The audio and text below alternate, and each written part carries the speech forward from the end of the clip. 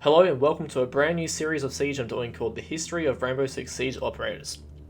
For the first episode, we're going to start off with Sledge, and for the remainder of the episodes, we're going to be doing the attackers first and then defenders first. So we got Sledge. Sledge is one of the first operators in the game since 2015. His real name is Seamus Carden, and his nickname is Sledge, obviously.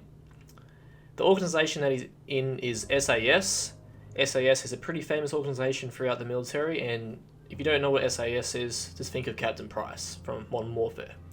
His date of birth is the 2nd of April, and his age is 35. Now, the ages in Rainbow Six Siege are kind of weird, because sometimes, they don't get updated for real time. His place of birth is Scotland. John O'Groats is a weird name for a place. His height is 1.92 meters and 95 kilos. So 1.92, I think that's like 6.3/6.4 feet. Currently, right now in Crimson Heist 2021, he is difficulty 1 operator, speed 2, armor 2. So he's a balanced operator in every way. Okay, so some of the little known facts about Sledge is his background. So his background is born in the far north of Scotland. Carden's military father and nurse mother moved to Inverness with him and his 3 siblings when he was 5. His athleticism elevated him to the position of captain of the 1998 Scotland Under-20s rugby union team. Following the long family tradition of military service, Carden joined the 3rd UK Mechanised Division of the British Army. His drive and physique suit the division's historical nickname of the Ironsides. Carden's first assignment was with the Armour Division, where he studied engineering and specialised in upgrading the infantry combat vehicles. From there, he developed various breaching tactics. He was then recruited into the SAS, where he holds multiple records in speed and strength. An expert in mechanical, ballistic, explosive and thermal breaching strategies, Carden is the operator to choose for quick and relatively silent destruction. Here's some of the notes from Sledge himself. It's part of my job to understand where the country shapes the person, and specialist Seamus Sledge Carden seems undeniably shaped by the rugged terrain when he was born. This is Sledge's physiological report. It's part of my job to understand where the country shapes the person, and specialist Seamus Sledge Carden seems inevitably shaped by the rugged terrain where he was born. It isn't just his imposing presence of athleticism. I can't help but feel that his personality evokes the wilderness as well. He's stoic and proud, though admits that he cannot be hot-headed at times. Field reports describe his courage, leadership, and extensive operational experience as much as they mention his unpredictability. He's much more than a gentle giant as some suggest. Carden is something of a raconteur, whatever the fuck that means, and for much of our discussion, he told me one rowdy tale after another. When he was 12, he cobbled a hang glider together out of boat sails and launched himself off his house. He broke both his ankles. During military training, he accidentally collapsed his entire sleeping barack while testing a new breaching technique. And another time, he sank a captain's motorcycle by riding it off the pier because he wanted to see how far it would travel on the surface. Not far, I gather. His stories aren't just to entertain. They help to establish a comfortable connection. It's such a casual, offhand leadership style. Carden views his fellow operators as family. Specialist Mike Thatcher, Baker in particular, who he credits for convincing him to switch to the K-bar.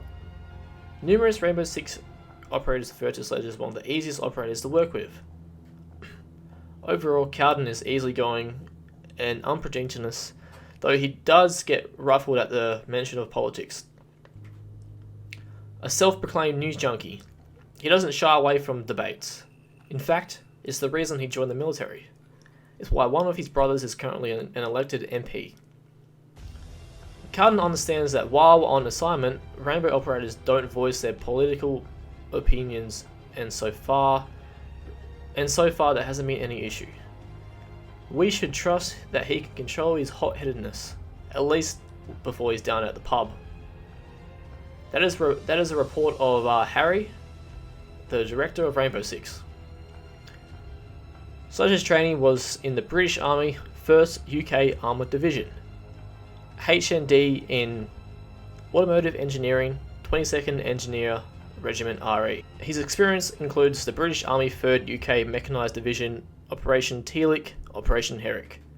Notes: Device, Tactical Breaching Hammer, the Caber. Operator, Specialist, Name, Sledge, Seamus Carden. Elevation Lead, Specialist, Seamus, Sledge, Carden. I'm told you wanted to have a look at my Brucey. Why? No offense, Mira, but I don't need someone mucking about with my caber, trying to make it look sexier.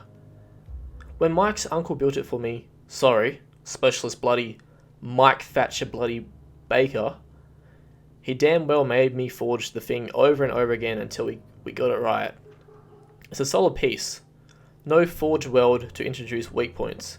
It's made with different heat treatment to better transmit the shock of blows along the core of the shaft. It's covered in fiberglass, molded to handspan for better grip. It's a solid 4140 steel, built for shock and stress, balanced to prevent it from being too top heavy. I don't need laser sights to put it on the damn thing, and I can promise you that if any of your techies come near Brucey, as the saying goes, it will kill.